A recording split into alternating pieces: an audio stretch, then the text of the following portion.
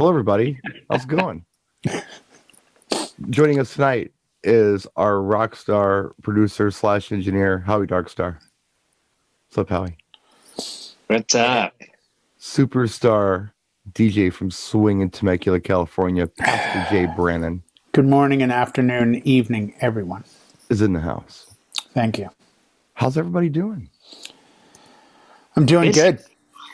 Yeah, I'm doing good. Had a great wedding over the weekend. Phenomenal wedding over the weekend. Well, I want to hear all about it. Awesome. And Howie, how you doing? I'm doing well. I've been very blessed to be so busy. You know, I got to help quite a few people this week, and John was one of them. And that was such a joy. You know, tell us about that a little bit. Tell us what you did. Well, he was doing a prom, and I'm gonna guess he probably had 60 lights or something there because you know, it was a huge thing, and they put the kids in pods, so he was the long way on there, and he couldn't get his iPad to work with the program that I used in Vegas. Okay. And so I walked him through it, and it was the cutest thing. He was typical Midwest. The first time that it worked. Oh, shucks. Light up. No, it was like, yippee! And I got 5 yippies, and I felt like I won $1 million. You know, I spent about an hour, maybe hour and a half on the phone with him, and then he had a complete light show to do for these kids, and it went off well, and he posted a video, and it looked really good. He did a great job. That's awesome. Yeah, and it made me feel good, you know. How about you, Jay? Tell us about your wedding this weekend. Well, I spoke to, like a lot of us are doing now, the old days where we would not get. Hold on, excuse me for just a moment. Go. Just talk over it. Okay, I'll talk over it. Talk over it. So, puppy. I never met the bride and groom, and they hired me like 4 months ago. And along the way, nothing was ever said to me about who they were. So last week, I believe Wednesday, the groom calls me and says, or I send the groom a text and I go, hey, I'd really love to talk to you and go over the music, get this all squared away, you know, get everything put to bed. Sure. And he goes, cool. So we call each other. Now, we've never spoken on the phone. And as we start to speak, it becomes apparent this is a cool LA crowd. Okay. Well, it also becomes apparent because he tells me I'm a singer. Okay. And I'm like, oh, good. And he's like, yeah, I just bought a house in Nashville. I'm moving to Nashville because that's really where the scene is. He goes, my agent just moved there and my producer is moving there. He goes, do you know Sublime? And I'm like, oh, yeah. He goes, you know Rome, the guy that replaced Bradley that's with Dirty Heads and sings with Sublime. And I'm like, yeah, Rome. Of course I know who he is. He's my producer. I'm like, oh, so you're legit. You're like, oh, yeah. Well, we start going over the music, and for cocktail, he wants 90s, early 2000 R&B. Okay. And I'm doing like what I thought would work. Shanice, I Like Your Smile. I love your smile. Yeah. I Love Your Smile. Thank you. This is, again. Right. Close enough. Boys to Men, You're Welcome. I mean, thank you. SWV, Next, like Wifey, Too Close, Let's Get Married, Jagged, sure. Like all these type vibes, and along with some other stuff, and the crowd loved it. Cool. Well, at the wedding, he tells me his fiance, now wife, she's got 4 million followers on Instagram. She's an influencer. Okay. So everyone there is very LA influencer. There's a guy there that's got, one of the guys that I was talking to said something about YouTube, and I go, oh yeah, I've got YouTube. He goes, yeah, what are your subs? I said, I think I have like 4,200. He goes, see that guy right there with the tattoo on his neck? I'm like, yeah. It's like, he has 30 million. I'm like, what? Yeah, no, he has 30. Yeah, it was, and I semi-recognized him, but it was that kind of crowd. And it was just a wedding where I don't think I played 3 songs that I would play normally at any wedding. Right. Dinner was Drake, Justin Bieber, The Weeknd, and the groom's music, like his actual songs. And then for dancing, it was, at one point I did a club set with like Fisher and Mala and Dr. Fresh, and I did the Better Off Alone, Sandstorm. But I literally was playing like Missy Elliott, Sierra. I was playing all early 2000 stuff. Sean Paul, Petey Pablo. It was really fun. Nelly. I haven't played that stuff I haven't played it in forever. That's big here. It's always been big here. But it's so funny because, you know, the conversation that if you had said to me tonight, let's talk music, what I would say to you that I have said on video, I just shot a video the other day driving there, 2021, I am playing more music I have not played in a long time than I expect. Real quick, my weddings, every year you move forward a year. And the next year you're like, last year I started playing Spice Girls and Backstreet. I bet I'll play those this year. You know, and you play a little of that and something else comes in and something else comes in. 2021, I am so all over the map.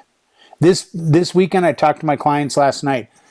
Gin Blossoms, a bunch of like Screamo, acoustic Screamo for dinner, like, you know, All Remembered and A Day in the Life and Blink 182 and Panic at the Disco. Like, this is not what I'm playing at weddings, but I'm playing it this year.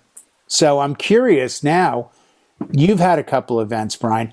Are you finding that now music is like, it's not just the we love Backstreet and NSYNC and Spice Girls. They're going into that early 2000 vibe that I have to try to remember. My crowd's going everywhere. I mean, and nothing I've had this year so far, or nothing that I have coming up this year so far, is what I would describe as typical. Yeah, no, it's all different. You know, we're like 10 minutes into the show here, and what I wanted to do was just kind of talk about what we wanted to talk about here for the first part of the show, which is essentially what's going on with you guys right now. Things are starting to happen. Yeah. We're busy. And it's not like it was. I mean, okay, so first of all, we had like essentially a year off. I mean, really, for all practical purposes. I know some people out there are telling me that in their little bubble in the world, everything was just always fine, nothing changed. But most of us have had a year off. But now a lot of us are getting back into it. And it is odd. It is different. It's unique stuff that's happening. Yeah. I had the R&B, I mean, like the urban wedding. I remember that. 2 weeks You crushed ago. it. It was great. Yeah, you crushed it. I wasn't playing songs that I normally play. I think I'd mentioned before, I was looking for an excuse to play Use Your Heart by SWV at a gig. I've been looking for an excuse to play it for 25 years. Yeah. I finally got to play it that night, and it was the right song to play. I have a wedding coming up this weekend, and it's unique. It's not a normal wedding. It's different. You'll see the gig log. I have a quinceañera coming up in June, and I did like a 2-hour planning meeting for this quinceañera. It was more involved than a wedding, and it's cool. It's different stuff, and they want a lot of stuff, but nobody speaks Spanish, so I'm the perfect guy for it. But there you go. I have a party coming up on the 22nd. This one I'm looking forward to, and this just fell into my lap. I can't remember the school, but it's a big school in Chicago, and they're all graduate students, and they're having a ball. And like Northwestern or something? Something. And it sounds like it's going to be just a blast. Sounds great. And I'm like given no direction except we want to have fun. Perfect. I'm busy. I'm really busy. And I think there are a lot of us out there who, I mean, okay, in all fairness, and tell me if you're feeling me on this or not. Maybe this is what it was like before the pandemic, but I don't think so. I'm busy in a new way. Mm-hmm. This is the busiest booked year I've had in 6 years. I just booked Thursday, October 21st today. Nice. For a wedding. Thursday. By the way, my May 8th wedding this Saturday, they booked me like April 10th. Like stuff's coming in that last second. And the other thing, and we've all had these different things. 10, 12 years ago, client emails you, Hey, we saw you at a wedding. Hey, my friend hired you. Hey, you're on the list. Hey, whatever. We'd like to meet. Okay, great. Let's meet. We'll talk, then decide. And obviously with COVID and everything, the meetings went out the window. So, whether you have an office or you go to Starbucks, doesn't matter. This is the first year I've already done like 6 weddings where I've never met my clients. It's phone calls. Yeah. And it's a bit creepy because I'm getting there and we've built a relationship. And I've said this to new DJs. My couple last night called me. I spoke to the bride for 45 minutes when she hired me. We got along. Everything sounded good. I told her the right answers. But last night we spoke for an hour and a half with her fiance. And by the time I got off the phone, she's like, I can't tell you how happy I am you're my DJ. Because as she mentioned something, I mentioned, we played the game of what I like to call tennis DJ. Yeah. And tennis DJ is where your client hits the ball over the net and goes, hey, we really like this. And you come right back with, do you guys remember Duncan Sheik, Barely Breathing? That would so fit there. Oh my God, we love Duncan Sheik. You know what else? I'm going to play Goo Goo Dolls' Iris because I know that's going to work, and yada, yada, yada. And they get so excited, as they should, that what we're doing is creating their day, their night. Well, I want to. That's a new reality. Normally, I've had a meeting with them and they get excited, but now I'm having last week meetings and they're getting thrilled. Well, what's interesting about what you're saying is you're doing what I used to do. Like, I always did it that way up until probably 10 years ago. Yeah. I didn't meet with clients. I didn't need to. We talked on the phone. They're in their comfort zone. They're in their car, or they're at home. They're in their office. I'm right in front of my computer. I can look things up. It's all good. And then, I remember all of this almost pressure to like meet people. Once in a while I'd have a client that wanted to meet, but I got to the point where it's like, okay, I have to meet people now because that's how you do things. So I started asking for in-person meetings. But now, so you didn't do that in the beginning? Huh? Like way back in the 90s, you didn't do that? Back in the 2000s, I didn't do that. See, late 90s, that's how I started doing it was, can you meet with us? They asked me to meet. I never had to do it. I never had to do it. I met them at home or apartments, and that stopped because I was with PD. That's weird, yeah.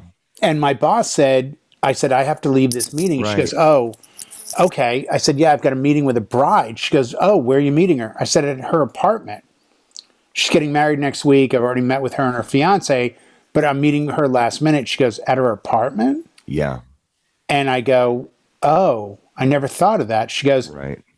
You're putting yourself in an odd spot. I'd go for a public space. You're putting everybody in an odd spot with that one. But Brian, I looked at it the other way as I'm coming to you, and this was my logic. And God is my witness. I've said it before. I'll say it again. I come to your environment where you're in control, where you're the most comfortable. You then can see me out of my element and how I respond. And I think you get a better answer. That was my logic in my brain about. Oh no, I'm not criticizing what your logic was, but the reality is. No, the reality was until my boss said to me, hey, by the way, this could go south really quick. Like you leave, her boyfriend or fiance comes home and hits her, and they go, say the DJ did it. And I'm like, oh, damn, I never thought of that. Public place all day. So that's when I went to the Starbucks instead of even an office, because I'm like, and I'm going to get kickback on this, I know, but sorry, guys. Even with an office, you're now in your environment in a private place. You're the one who turned me on to the neutral environment Starbucks thing. I'm like, that is brilliant. Yeah, that gave me that idea. I'm like, yeah, that's why you should be doing it. Yeah, because they can get up and leave whenever they want, and it's public. I'm not getting any in-person meetings. It's all done in either email or message. Yeah, a lot of messengers. Like, hey, because our governor just announced that you could have up to 500 people starting May 1st outdoors. So now my picnic things and my annuals they're not calling. They're messaging me. Are you still available? Sure. That's awesome. The wedding. No in person. They're like, hey, it looks like we're going to be able to have this fall wedding. Can you, do this date? And I'm like, if you have, I said, would you like to get together? Nah, it's not necessary. We've seen you before. And, they've been to weddings that I've done. So it's, that word of mouth thing. And they go, nah, we already know what you do. And right. just send us the forms and that's it. Sure. So I have a question for you, Howie. Yes, sir. Have your bookings been coming in relatively last minute, or are you looking? Yeah. Yep. I'm getting stuff for fall too, like you said, but most of my stuff is like 2-3 weeks out. Mm-hmm. I mean, the last one I did was 3 days out. Yeah. So, I'm looking at my calendar thinking, well, I've got some gigs, but then I'm thinking, you know what? All these spaces are just getting filled up so fast. I think it's that they've been at least, we're saying a year, but in actuality, by the time it happens, it's like 18 months since they got out and partied. You know what what it almost feels like to me is, well, we were tentatively thinking of doing this, but we're not going to count our chickens before they're hatched. Right. And then they get a green light and they're like, ooh, we can do this. We better get a DJ.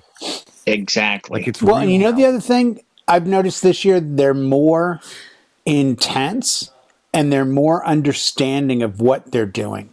Mm-hmm. Like there was that period of a few years where it was like, yeah, do I really need a DJ? Because I have an iPad and we could do it. I mean, I haven't heard this in like 3 or 4 years. Like, would you charge less if we just had like a playlist on a like iPad for cocktail hour? I'm like, what? Yeah, no, I'm not charging you less. And they're like, oh, okay. Now it's like they understand. You know what? We haven't partied in a year plus. We have relatives coming who are older, who have been sick and are well now. This is very important, and we need professional vendors. I've heard that from probably 3 or 4 clients.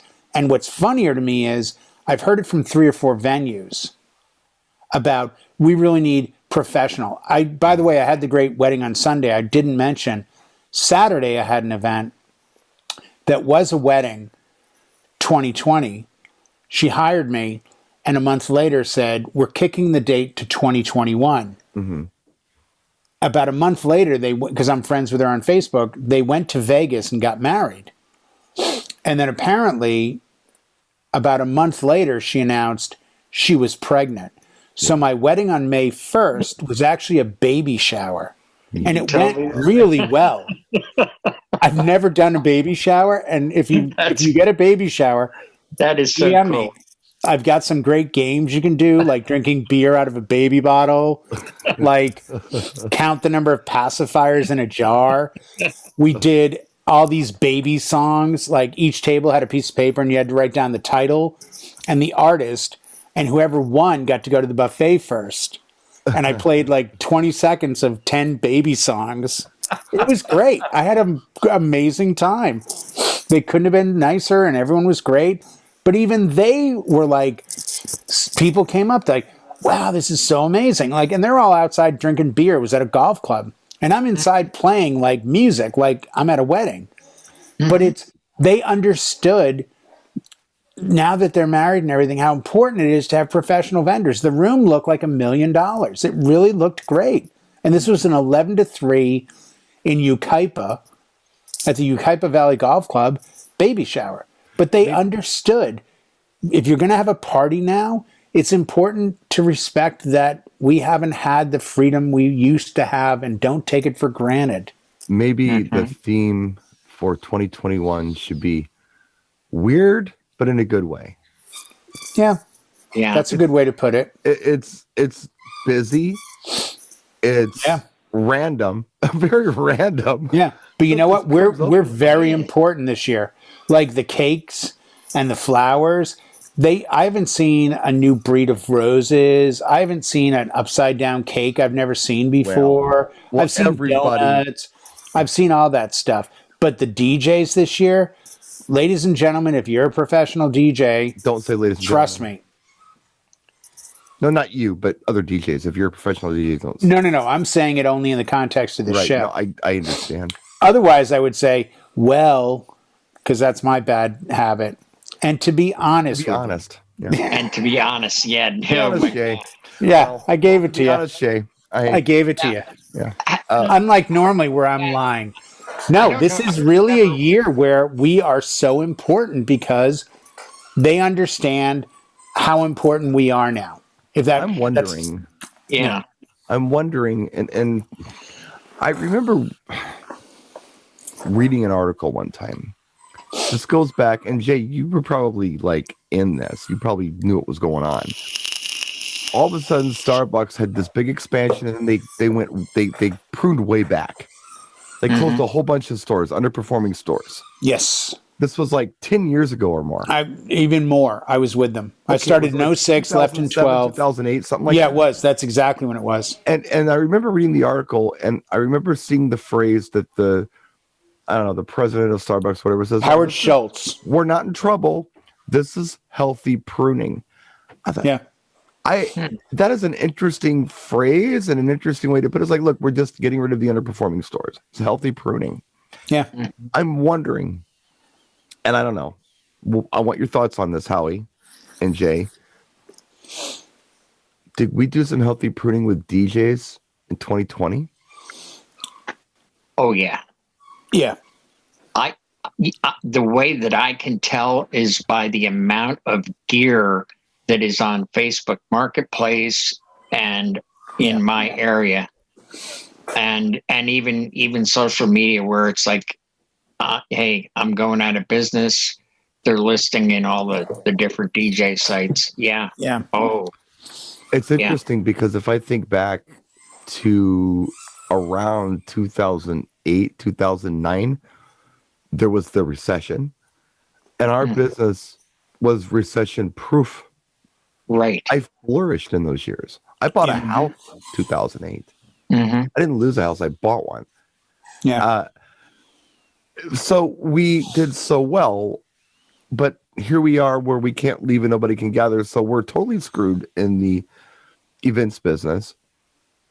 Yet everybody who could hang tight, man. I don't know. Maybe the strong survive, you know. And I think it's the people that love music are the ones that survived, because there was one guy that just out and out said, "Hey, I was just in it for the money, for the part-time thing. I have a job, and hey, this isn't what I thought it was going to be."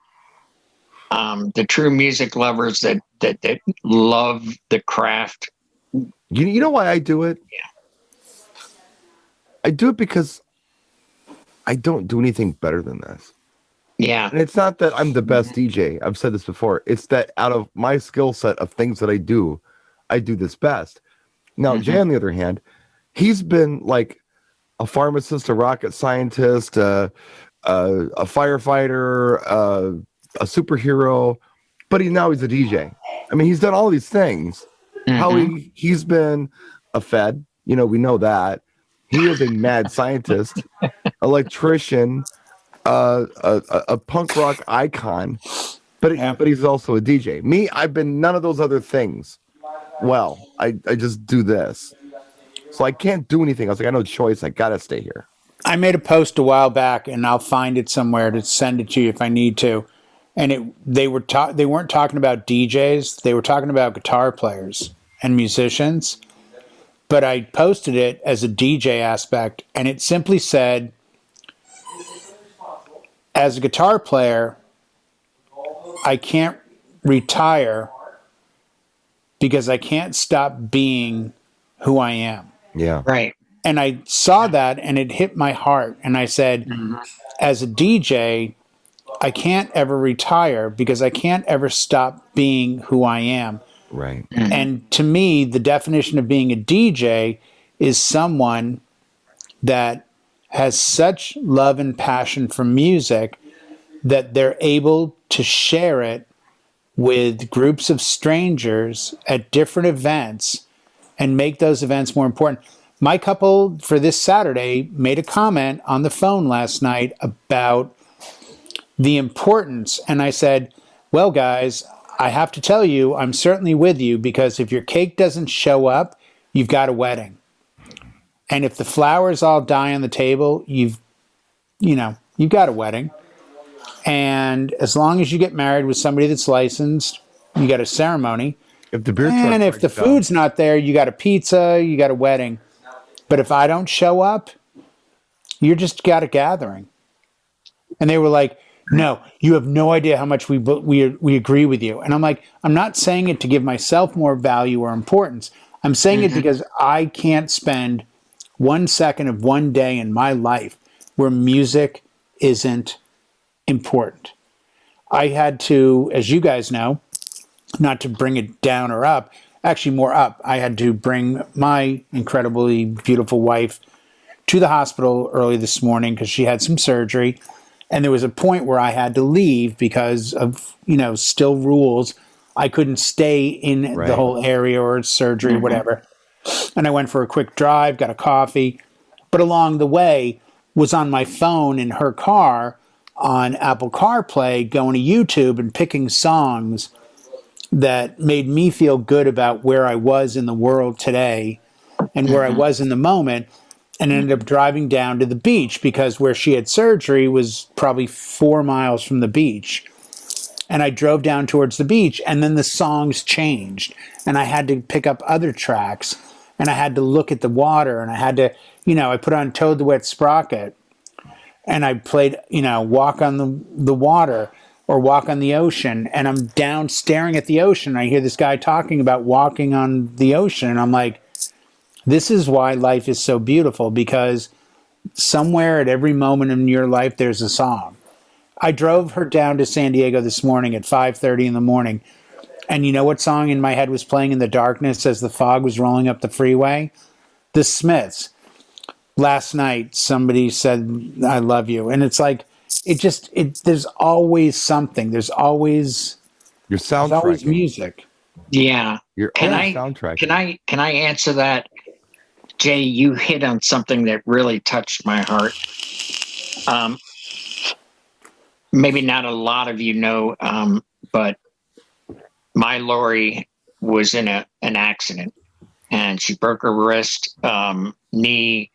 She has a concussion and various other injuries. And she called me up, and she said, I just need to talk to somebody. She said, I can't, I'm hurting, and, and I'm feeling really down. And I said, here's what you need to do. Open up your computer. And I said, that playlist that I made for you, I said, turn that on, and I'm going to stay on the phone with you, but have that on in the background. And then we started talking about the songs, and she completely changed her mood. And when we were done talking and I came on to do this show, she said, thank you. She said, my headache is gone. I feel wonderful. And, I can't thank you enough for the music. She's thanking me for music. I almost cried. I was like, wow. Like I didn't think I did that much, but that's how powerful the music was for her tonight. So it's the greatest gift that you could have given her at that time. She called it a gift. Oh my God. You're right on. Oh, this is spooky. No, it's not. It's reality. It's reality that you and I and Brian and a lot of us who watch this show and who come in the chill room understand how important. I've said this before. I will say it again. I did a 13-day water fast when I was 28 years old. That means I drank water. I didn't chew food. I had nothing in the way of food for 13 days. I was fine. But you know what? I couldn't go 13 days without music. This is a good segue. Happen. It's just this is a really good segue, because there was something else I wanted to talk about on our second half of the show. And we're at the halfway mark, by the way. Yes. So congratulations for making it this far, if you're still with us. Hey. I wanted to talk about, which is exactly what you guys are talking about, music programming and different styles of doing it. Mm-hmm. Since we're all getting busy again, I think it might be time to revisit how we program music. Oh, absolutely. And what we're doing, why we're doing it. Mm-hmm. I thought it might just be an interesting exercise to think about how different people put sets together. And I came up with some pretty basic ways. I mean, without getting too much in depth. And I'm not going to talk about beat mixing versus not beat mixing or any of that kind of stuff. That is really not very relevant to the conversation tonight. I'm not even going to get involved with that. But I think I nailed this down to 3 different styles of programming. Yep. The first one, and I just came up with names for them because I don't know what they're really called, but it just seems like these are ways that people play music for audiences. I call it the shuffle technique, which is essentially your iPad shuffle. You just press shuffle and a random song plays, like random on the jukebox kind of thing. There's no real rhyme or reason to it. You're just playing songs, right? That's one way to do it, okay? Now, Jay is a master of the number 2 method of playing music for people. Mix. I call it, I'm not talking about the mix. I'm not talking about beat mixing. I'm talking about the segue. Jay is a master of going from bluegrass to hip hop in 6 degrees or less. Love it. Very good at it. Pride myself on it. Love it. He's good at the segue. Love it.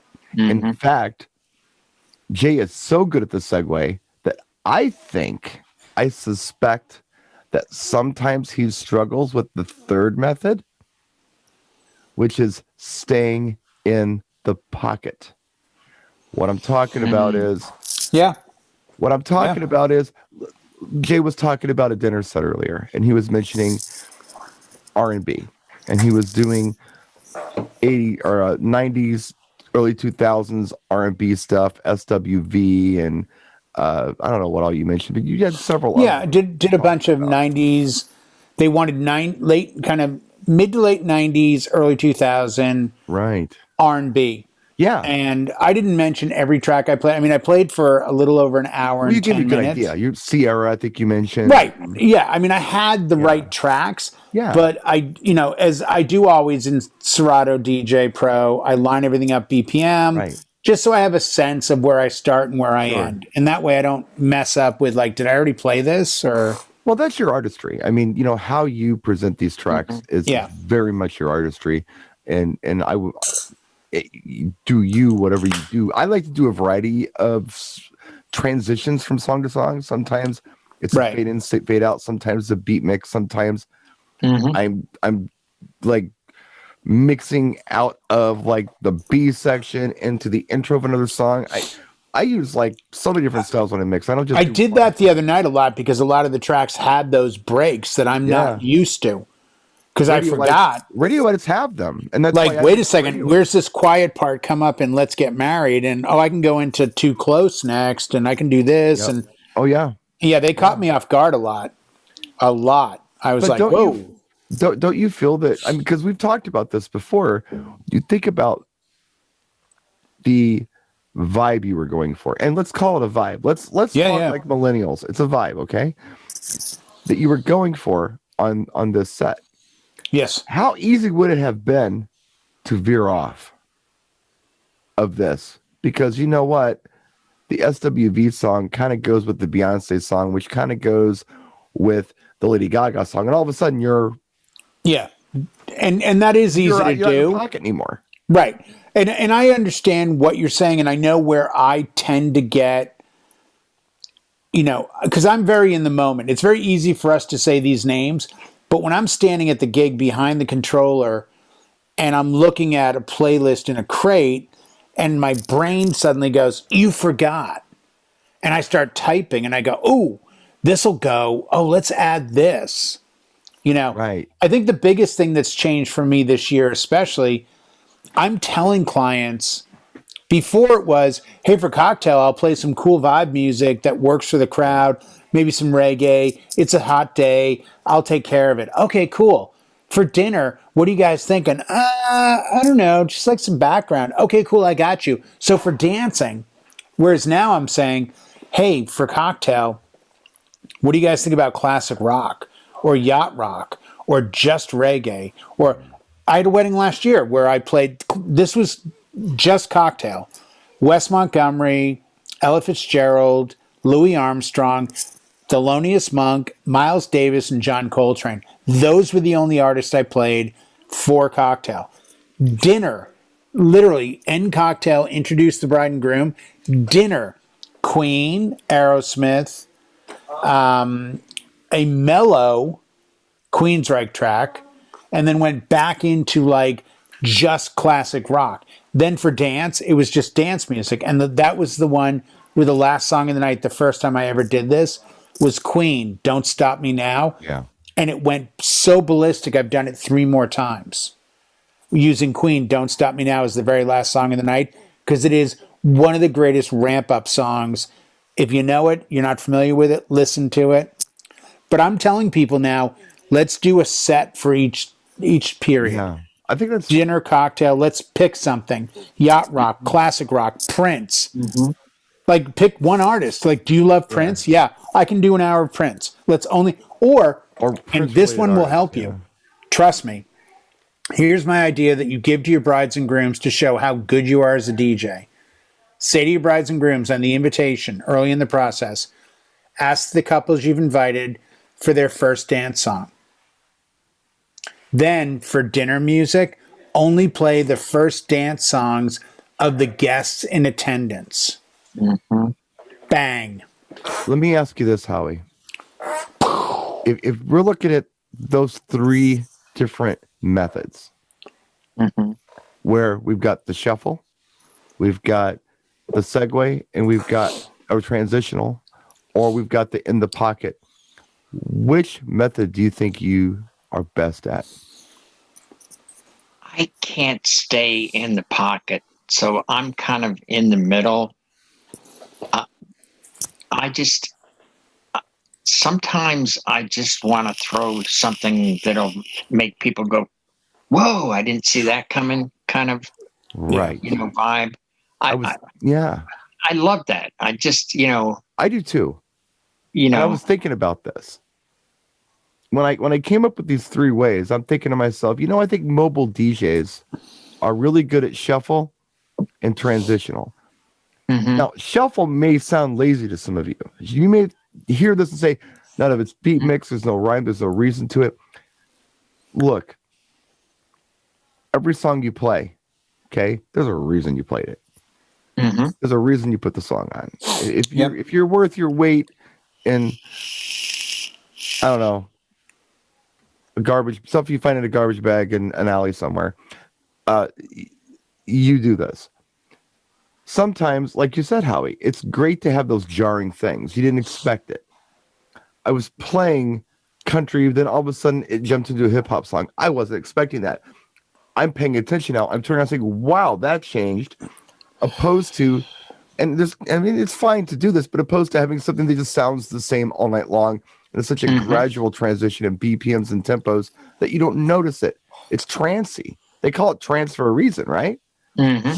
So I think mobile DJs do that. The other thing mobile DJs are incredibly good at is the segue, is the transitional thing like Jay does. That's why he's good at it, because we're playing for these very diverse groups of people. Exactly. And you want to give everybody a little something, and you want to get there as quickly as you can. So that's why we're good at it. However, when it comes to in the pocket, I think club DJs have got us on that one. I think they're so used to a format. Mm-hmm. And when I meet good club DJs, I do my best. And I'll say his name here. There's a guy in Vegas, CB Shaw. Yeah, I know. Yeah, you know CB. Of course. CB and I have talked a few times, and I told him, I said, I'm going to be honest with you, bro. We're going to spend some more time on the phone talking to the point where I may even have him on the happy hour. He's gotten into this harmonic mixing, but he does that where he gets in the pocket to the point where it's like keys are matching, and he goes so far as to go, I want to start in the key of A, but I don't want to go B, C, D, E. I want to go A to E and then back to B because musically, this is where, like, he's really deep on that stuff. You know who and I else think there's is? a learning lesson on that. Or I've gotten the impression also is way into that. Pulse. Oh, Pulse. Understand, we're doing this in Zoom. It's going to go to YouTube. Yeah. It's a video we're presenting. Pulse had a station that he owned in the late 90s called Mix Addicts. Yeah. He was streaming DJs live mix sets on the internet in like 97. Right. So he was already in that realm. This is how insane Pulse is. About 5 years ago, you know, at the shows, Davey would be like, well, you need to do a set, you need to do a set, you need to get on stage, do this. Okay, and we would look at each other and be like, well, I'm going to play house. Okay, I'm going to play house. What are you going to play? House. So we get to Christian and be like, okay, the four of us are playing house. What are you going to do? I'll do drum and bass. I'm like, are you that into drum and bass? He's like, no, but it's different. Yeah, right. And he mixes in his headphones. So we just get up there and be like, yeah. Like, but he's great at staying in a pocket. Like, and we'll talk about his events afterwards. And I'm like, what'd you end up playing? And he'll name all these tracks. And I'm like, damn, what a transition. Pulse would be a great guy to have on the show. And the reason I think he'd be a great guy to have on the show. He'd be great. If I remember right. I mean, all the other stuff aside, if I remember correctly, he started out as more of what we call today a mix show DJ. And he evolved into a mobile DJ. Am I right? Yeah, you're 100% right. So that would be a real interesting perspective. Yeah. No, we sat down, gosh. We met in 03. I've known him since 03. Mm-hmm. And somewhere around 2000, I want to say 8 or 9, he's like, I'm going after weddings again. And he got on Wedding Wire, and he's like, I sent him all my paperwork. And I mean, he's an amazing DJ. He's literally one of the best DJs I've ever met. But he got back into the wedding vibe. Now, understand he's in Canada. Yeah. So Vancouver, right? Yes, Vancouver, Canada. Yeah. But here's the weird part. Like, I kept telling him stuff I do as an MC, but I don't think of myself as an MC. But in Canada, he doesn't speak. Like, he's not really on the mic. So England's kind of like that too. Yeah, they have a family friend or a professional MC. Right, they bring in a different guy in a red jacket. Yeah, and they're on the mic and they're screwing up left and right, and the mic's down here and up there, and yeah, but it's, you know, he's become an incredible wedding DJ as well because he's got that club sensibility, right, and the music knowledge. So where they suddenly say, hey, maybe something a little bit down, you know, you get one DJ who goes, well, I've got this total white noise background, David Sanborn or whatever nighttime jazz Delilah shit. And then you've got somebody else who's like, oh, I'm going to do 07. Pulse suddenly comes out of nowhere with this. I got this Euro Thievery Incorporated like remix thing that, you know. So he's really good to bounce. Well, it's, as you and Howie and everyone else in the chill are, it's great to bounce the ideas. The other night, I'll be honest, it was the first time without a net that I walked away at the end of the night, was super proud of what I did. And Howie made a comment, which I greatly appreciated. As you probably know, Brian, I don't know if everyone knows, with the busy year ahead, I've decided to upgrade to what I consider to be one of the most amazing sounding speakers I've ever used. Yeah. I've now used them 4 times. I've only been telling you about it for 4 years. And Brian has been talking about them forever. And it took me a while to see the light, but I've seen the light. And I'm proudly here to say I'm now using the Evolve EV or EV Evolve 50s. And let me tell you, I had to do real legit future bass music the other night, and these things kicked butt. I never went to red. I barely went to green on my master out. And I'll give you the compliment, Brian. My speakers are set to the exact setting that Brian S. Red did a video about 4 years ago. Mm-hmm. They're set to flat. I pushed my mids down a couple of degrees, Everything is set to flat. You know, and I'll, as the season goes, I'll start messing a little bit, but right now everything is set to flat. DSP Live. Yeah, they sound amazing. They sound amazing. Well, I've gotten more compliments than ever. Speaking of segue, as you just did on us, which is fine. I just wanted to go back and before we ended up like. But I was gonna. I threw that. I'm sorry. I threw that in. But I was gonna say the other night, all the music I was playing, I really enjoyed.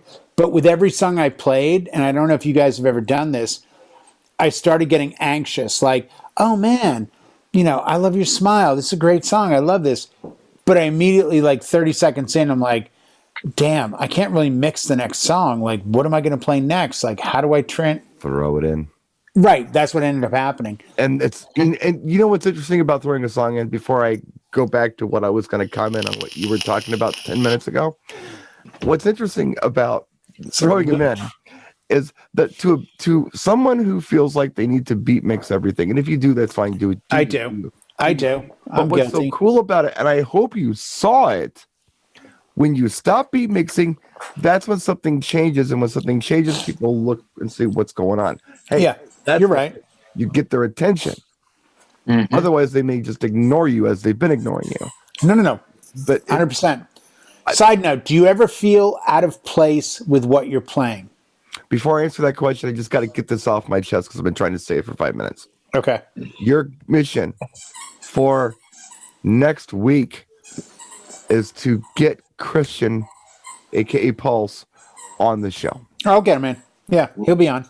Okay, that's all I wanted to say. Done. I've been trying very hard. Yeah, no. We'll get him on. About him. He's our guest next week. Done. All right.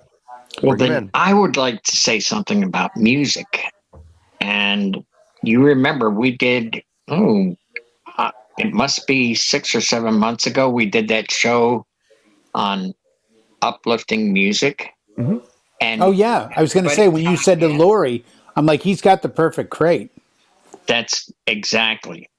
Yeah, that crate that we talked about 6 months ago. Yeah, that was like, there was maybe 10 or 15 of us with different things from everywhere. Now, are you going to be able to beat match all that? No.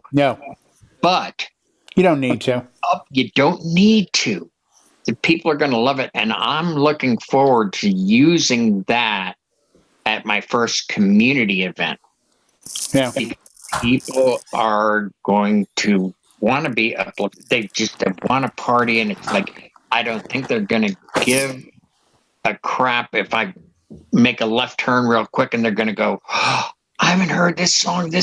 I remember good times. I'm excited to use that crate. I think it would be great for like cocktails for you, Howie. Exactly. For dancing, that was another thing. Cocktail for sure. Absolutely. What is that saying? Hit him hard, hit him with the best. Why not? That's a Brian S. Red thing. Hit him early before the cake, devastate them, so they come back and go, "What's he going to do now?" Yeah, but why make them not? excited? Why not cocktail hour? Hell yeah! Happy and uplifted, and throwing them curveballs. Why not? Hey, you want to have fun sometime? Try to mix Stevie Wonder, "Isn't She Lovely," with Chicago Saturday in the Park. They're both amazing tracks that you look at and go, man, if I play both of these together, people are just going to be happy. And sometimes I admit, even though I am anal about, I can mix these, I can put a loop, that's because I want to be that great DJ.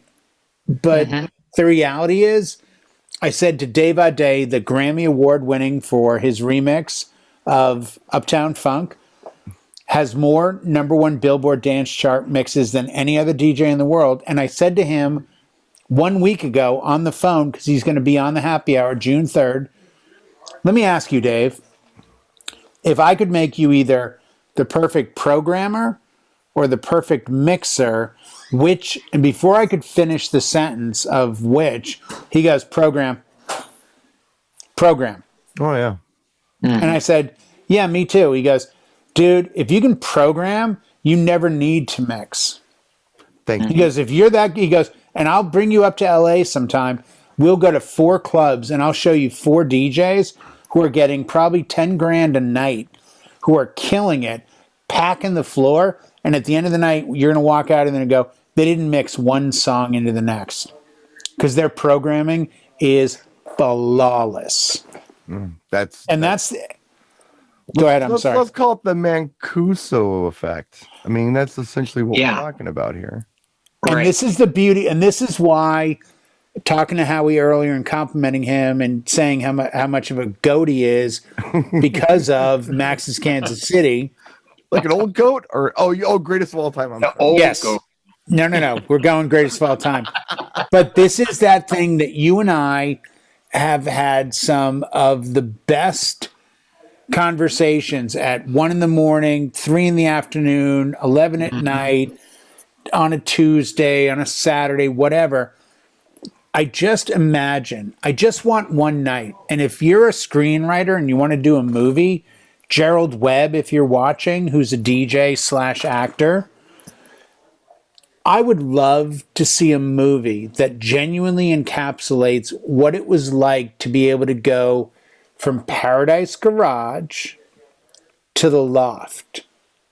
Because as I understand my information about Larry Levan from people that were there, things I've read about Frankie Knuckles and interviews and all that, it wasn't about his mixing and like beat to beat.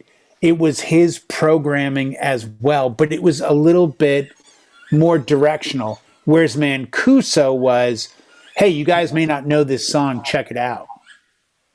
Yeah. And you may not be familiar with this artist, Bowie, but check it out. Or, this mix of, it never ends. The love of music never ends.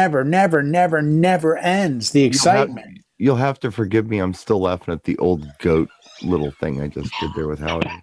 I know you're still laughing at it. It deserved a bigger laugh than Brian. The kids say this crap all the time. You got to be on top of it. All right.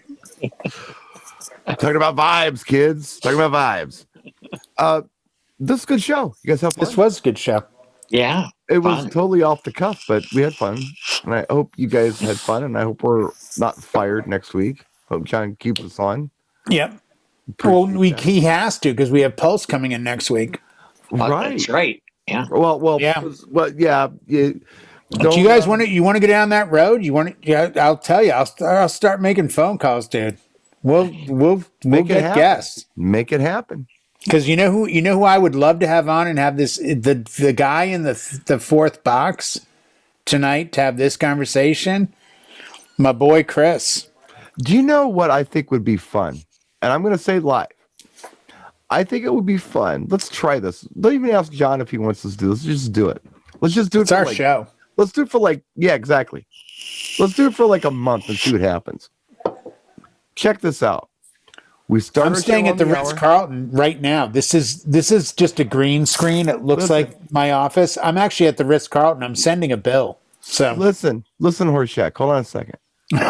Let's do.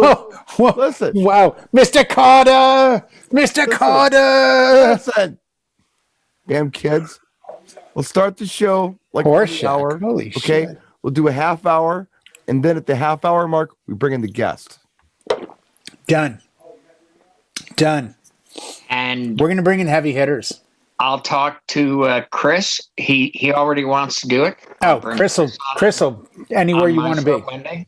I want Joey back. Oh, I want Joey Best big time. Yeah, big time. You know what I want? I'll do you one better. Let's get Box 5.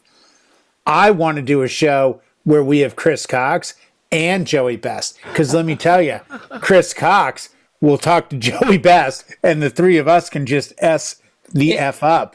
Or we can just have a show where it's how many celebrities can we jam into one room? Because let me tell you, because Chris is a music lover that's on a level that, I feel comfortable with. But you bring in a Joey Best, forget it. He is going to be, Joey, so this. This is a Grammy-nominated DJ remixer. Just the stories of Chris, I could tell, are insane. His, pedigree. But he respects and loves this game so much. He does. That he would look at Joey Best and be like, Okay, this is amazing. As I've told you, when I did the New Year's Eve parties selling it.